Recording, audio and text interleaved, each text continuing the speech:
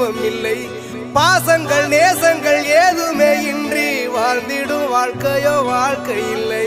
பிரிந்தே நாம் வாழ்கின்ற போதிலும் நினைவுகள் நம்மை சேர்த்து